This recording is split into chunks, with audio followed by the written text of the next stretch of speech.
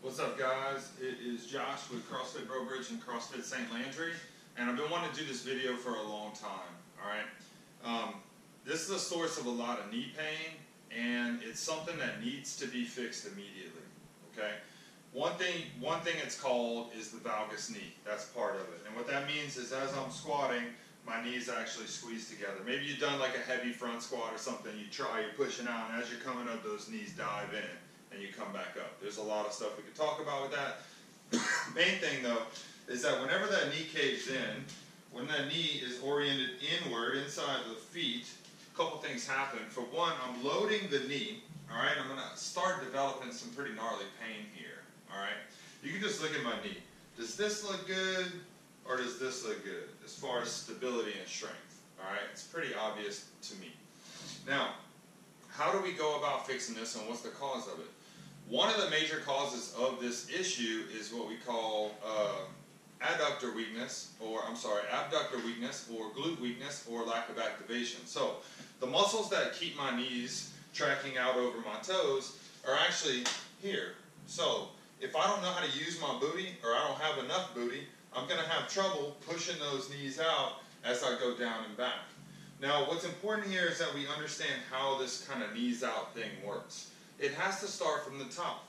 If you just stand here with your feet together and squeeze your butt, you're going to see your knees rotate out. That's what they're supposed to do. So what that means is I have to start this process from the top. From the top, I'm actually activating my glutes and then pushing back and down. That's what's going to line my knees up correctly. Okay? Now, we're trying to avoid the knee pain, but we're also trying to create a more stable base. We're trying to strengthen your posterior. Your glutes is pretty much your primary finishers in all your movement. If they're not there, you're not going to be able to finish your movements explosively and powerfully. Now, one of the ways that we can detect this valgus knee is actually in the feet. And this is what I want you to start thinking about. Alright? It's more than how far apart my knees are. Because I can have my knees really far apart and still put all the weight on this inside portion of my knees. So look, this is what I'm talking about. I can turn my toes out, spread my feet as wide as I want. If my knee comes inside of my foot, I'm still committing the same error. Okay? So what I want you to be conscious of is the weight in your feet. That's how you're going to be able to tell. There's another thing called navicular drop. So this is your navicular bone. And what happens when that knee comes inside, if we actually measure the height of that bone, it actually gets closer to the ground. So it kind of looks like this. That bone is dumping into the ground. We don't want that. We want that thing to stay upright. So the way we're going to do that is by shifting the weight toward the back outside of our feet. Okay? You can try right now. Try a squat and look. See if that weight rocks forward onto the ball of the big toe, or if it stays back and out to the outside of the heel. Look at my feet. Alright? This is what I'm looking for. This is what I'm avoiding. Alright? So check yourself. Now, how do I fix it? Well, for one, is being aware of it. I have to activate these glutes before I start my squat.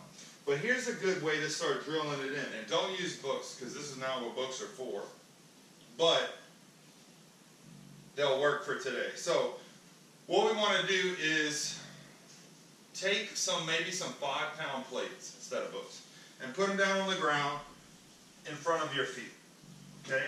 Now what we want to do is put the big toe, or the knuckle of the big toe, elevated. What this is going to do is sort of preload that back outside of the heel, which is what we're looking for. So we'll get in that good squat width. Screwing up my books. Our weight is in the back outside of the heels. It's lifted off that big toe knuckle. And now we can practice back and down. Am I able to complete this movement without those knees dumping forward and all that weight going onto those books? So try that out. It's something that's imperative for you to fix. As soon as you fix it, you're going to notice some alleviation in knee pain, some development in your glutes, some more powerful hip extension, which is going to lead to your PRs, your improved performance, and your improved fitness. So thanks for watching, guys. Try that out today.